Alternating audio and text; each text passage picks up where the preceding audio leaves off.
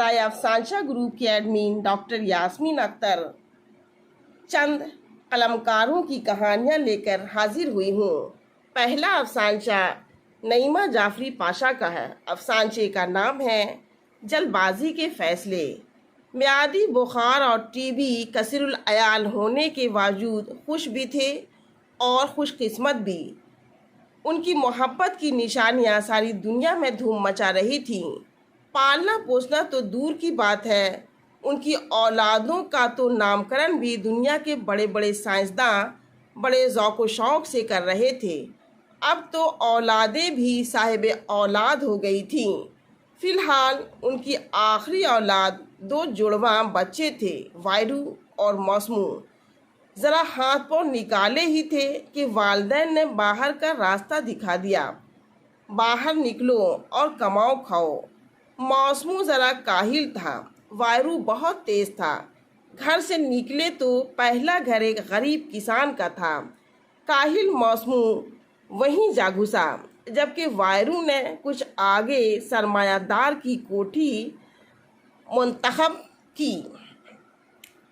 किसान खेत पर जाने की तैयारी में था कि मौसमू ने जा लिया। कसलमंदी और दर्द के साथ जिसमें तपने लगा, लेकिन खेत पर जाना भी ज़रूरी था। किसान ने 2 मोटी मोटी बेजड़ की रोटियां पकाईं और प्याज के साथ खाकर लोटा भर पानी पिया। नीम और तुलसी के पत्ते गुड़ और काली मिर्च के साथ उबाल कर चढ़ा गया। दिन चढ़ाया था। गरम गरम रेत पर 2-4 लोटे लगाई और पेड़ के नीचे जाकर बैठ गया। पसीने में शराबोर था। मौसमू का दम घुटने लगा। क्या खाए और क्या कमाए। दुम दबाकर ऐसा भागा कि पलट के नहीं देखा। 3 दिन हो गए। हर किसान और हर मजदूर के साथ ऐसा ही तजर्बा हुआ तो वायरू की तलाश में सरमायादार की कोठी जा पहुंचा। वाह क्या ठाठ थे। वायरू सरमायादार के सर पर चढ़ा बैठा खातिर मदारातें उड़ा रहा था। ठंडा कमरा, माथे पर ठंडे पानी की मालिश, मीठा शरबत, नज़ला, खुशबूदार खमीरा, गौ ज़बान, अंबरी, जवाहर वाला। खाने में चिकन, सूप, कबाब, पराठे, फलों के ढेर। मौसमू को देखते ही वायरू चिल्लाया, चल भाग यहाँ से, जा किसी गरीब के घर। मैं अभी 10-15 दिन कहीं नहीं जाने वाला, ऐश कर रहा हूँ। दूसरा अफसानचा नाचीज़ का है। अफसानचे का नाम है नया ज़माना। जाड़े का ज़माना था। जनवरी का दूसरा हफ्ता। उस शाम ट्रेन में भीड़ नहीं थी। मैं स्लीपर क्लास में बैठी थी। एक नौजवान जोड़ा ऊपर वाली बर्थ पर बैठ गया। लड़की को देखकर अंदाज़ा हो रहा था कि नई नई शादी हुई है। वो दोनों अपने आप में मगन क्या बोल रहे थे मैंने ध्यान नहीं दिया। एक बार लड़की ने ज़रा ऊंची आवाज़ में कहा, कॉलेज के दिनों में हम लोग कितनी मस्ती करते थे। यूं ही उनकी बातों का सिलसिला जारी रहा। कई स्टेशन आए, मुसाफिर आए, गाड़ी रुकी और चलती रही। मैं कुछ देर के लिए टॉयलेट गई। वापस आई तो देखा कि लड़की उसकी गोद में लेटी हुई थी। मुझे देखते ही उठकर बैठ गई। जल्दी से वो दोनों एक दूसरे से अलग हो गए। रात का 10 बज रहा होगा। गाड़ी रुकी और मैं नीचे उतरकर अपने बेटे का इंतज़ार करने लगी। लड़की को भी मैंने उसी स्टेशन पर उतरते हुए देखा। वो अकेली थी। लड़का कहाँ गया नहीं मालूम। दूसरा नौजवान उसके सामने आकर खड़ा हो गया। लड़की ने नाराज़गी का इजहार किया, आप मुझे लेने क्यों नहीं आए? मैं आपको कितना मिस कर रही थी। इतना लंबा सफ़र और मैं अकेली।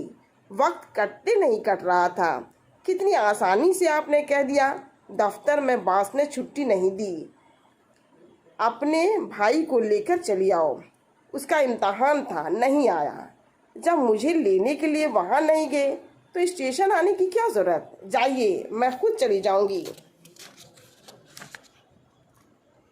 उसने सूटकेस ले लिया और निदामत से सर झुकाकर कहा, माफ़ कर दो माय डियर वाइफ। तीसरा अफसानचा सतबत जोहरा सतबत का है। अफसानचे का नाम है उम्मीद की किरण।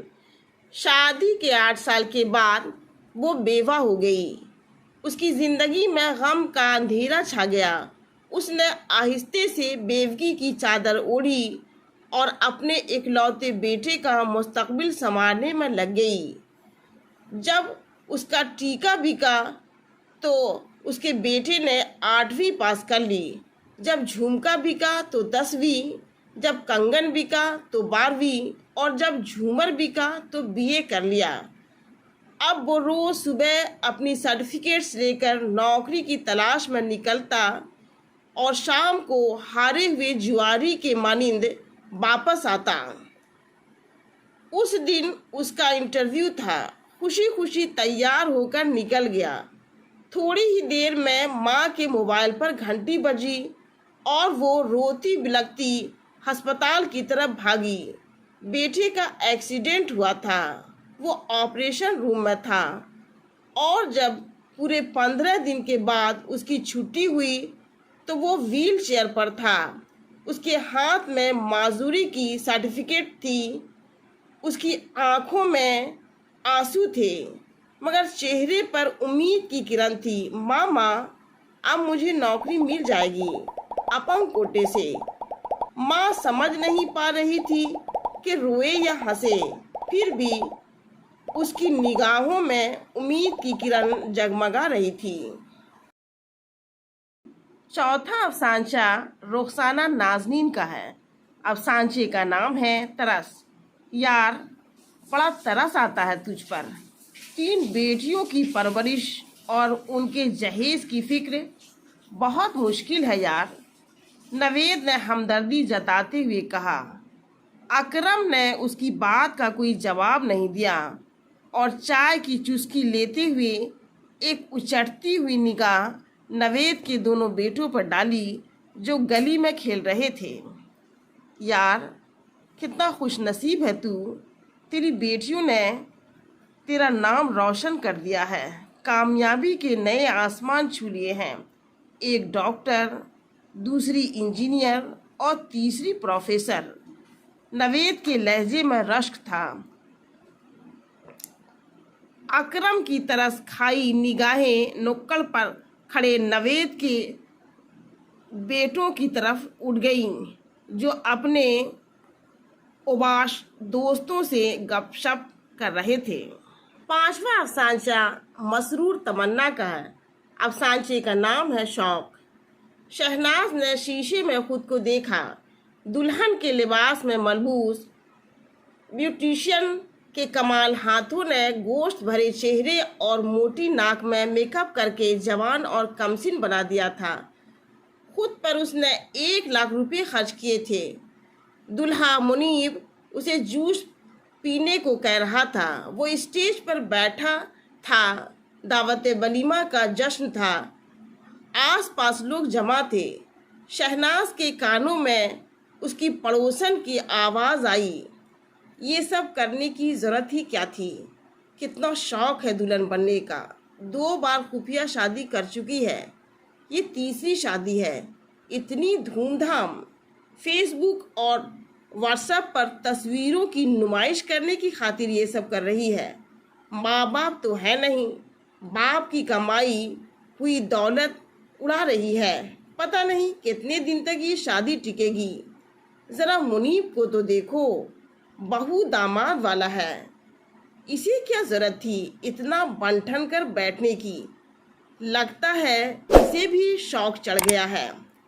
शहनाज के हाथ से जूस का गिलास नीचे गिर रहा था कि मुनीब ने उसे संभाल लिया।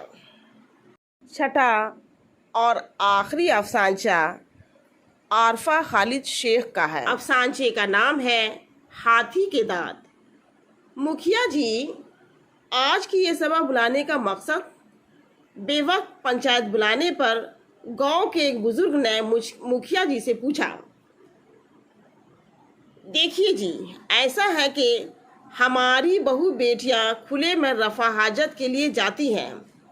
अभी कुछ दिनों पहले ही मंगला की इज्जत पर हमला हुआ था और मुजरिम अब तक पकड़ा नहीं गया। इसीलिए मैं चाहता हूं कि सुलभ शौचालय बनाया जाए। इसके लिए आप लोगों को अपनी ज़मीन का कुछ हिस्सा देना होगा। लेकिन मुखिया जी, आपके पास तो बहुत सारी बंजर ज़मीन है, आप उसे क्यों नहीं इस्तेमाल कर लेते? मुखिया जी ने पास खड़े अपने बेटे को देखा। वो भला उस ज़मीन के लिए कैसे हामी भरते जो दरअसल उनके बेटे का वो अड्डा है जहां लड़कियों को अगवा कर रखा जाता है।